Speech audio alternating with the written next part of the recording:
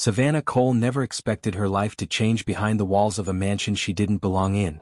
At 25, she scrubbed the marble floors of the Davenport estate in Coral Gables, Florida, working 6 days a week to support her ailing grandmother. The pay was decent, but the job came with a silent code.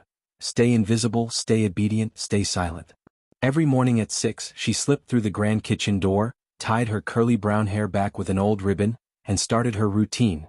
Dusting crystal chandeliers, folding linen napkins worth more than her entire wardrobe, scrubbing imported tile until her knuckles ached. She was exhausted, but she never complained. She had her dignity even if no one else saw it. Then came Mason Davenport. He arrived one Sunday morning in April, unannounced and unbothered. The eldest son of the Davenport fortune. He was a name Savannah had only heard in whispers. He was supposed to be in Manhattan managing hedge funds and dating heiresses. But when he stepped into the house that morning, there was something off.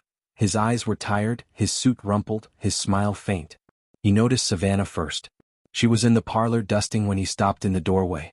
"Do you like working here?" he asked. Caught off guard, she shrugged. "It's work." That honesty broke the wall between them. Over the following weeks, Mason lingered in the halls longer than necessary. He asked Savannah questions about her life, where she was from, what she wanted. She tried to remain guarded, but the more they talked, the more her heart betrayed her. She told him about her architecture scholarship, her dreams paused by responsibility, her fierce loyalty to her grandmother who had raised her. Mason listened with a kind of reverence she hadn't expected. And slowly he opened up too.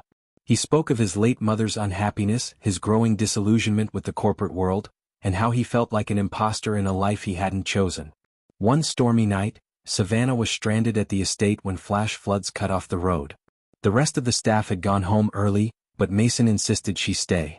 That evening they shared stories in the library by candlelight. She laughed more than she had in months.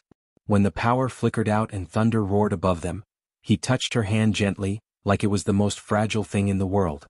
"I haven't felt this alive in years," he whispered. She kissed him. It was soft and terrifying. After that, everything changed. They met in secret, quick glances in the hallway, whispered words behind doors, late-night conversations about what they could be if the world allowed it. For Savannah, it was the first time she felt truly seen. For Mason, it was the first time he felt grounded. But secrets are like cracks in porcelain, eventually they shatter. Elaine Davenport, Mason's stepmother, discovered them. She cornered Savannah in the rose garden. "You think this is a fairy tale?" she sneered. "You think love changes where you come from?" Savannah stood her ground. "No, but it can change where you go." The next day, Savannah was fired without notice. Mason was told she left voluntarily. When he found out the truth, he exploded. His father refused to reverse the decision.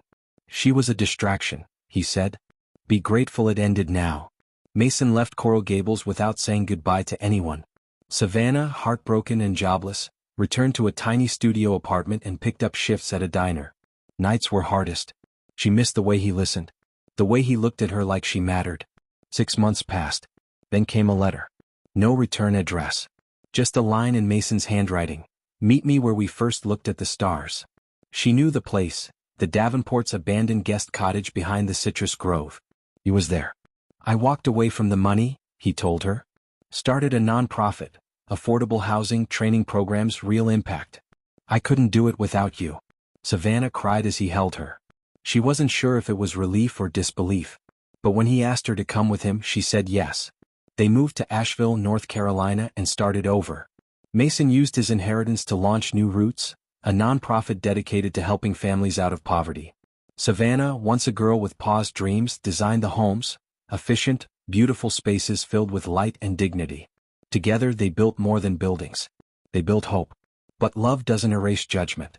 The tabloids ran with the story, the maid who married the millionaire. Old friends distanced themselves. Some donors hesitated. But Mason stood firm and Savannah held her head high.